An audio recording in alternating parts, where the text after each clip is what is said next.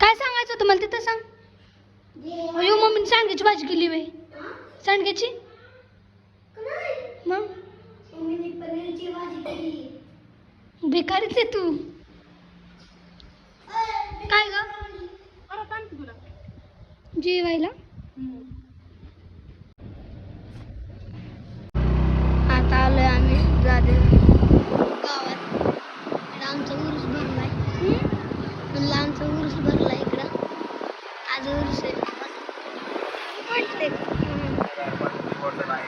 इकडे पण. इकडं आता मग बाबा मला घ्यायची ना बंद.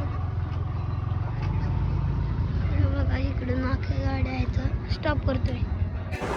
आम्ही गेलतो गावात का पैसे काढायचे होते ATM मधून. धर ना. हा धरलं.